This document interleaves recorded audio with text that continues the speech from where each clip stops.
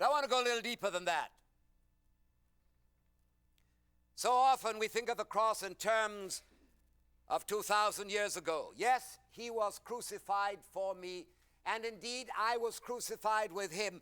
But what does the cross mean to me now? What does the cross mean to me now? What does Jesus as Savior mean to me now? How many of us know the crucified life?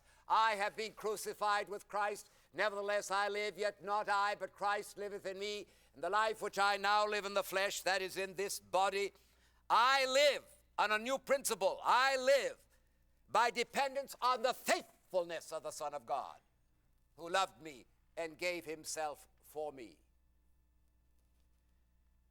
Brethren and sisters, beloved ones here this morning, the waters will never flow, revival will never come until the Church of Jesus Christ knows how to be crucified with Christ now. Not past tense, now. I have been through. Our King James Version says, I am. Because that aorist crisis event has an everlasting impact and influence upon our lives. Indeed, Jesus said it in the Gospels, if any man will come after me, let him deny himself. Take up his cross daily and follow me. And that cross-bearing is not some chain around your neck, nor an irritable boss, or an impossible wife, or a tough home or job. The cross is death. Death. Death to self. The cross is outliving. Romans 8 and 13, if I live after the flesh, everything I touch will die. My witness will die. My preaching will die. My ministry will die. It'll die because it's of the flesh. But if we, through the Spirit, present tense, go on putting to death, crucifying this self-life, we shall live. The cross is not only a message, it's a method.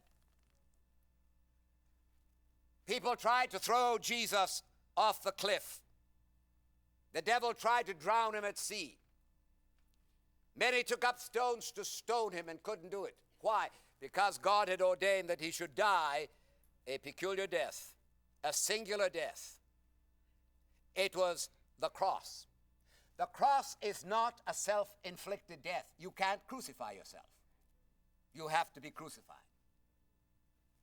And so he was crucified in weakness, in order that he might die in strength and emerge as resurrection, life, and revival giver. Tell me, do you die daily? Have you learned that every time self emerges from the place of reckoning death, you can say, Lord, nail it, nail it, nail it.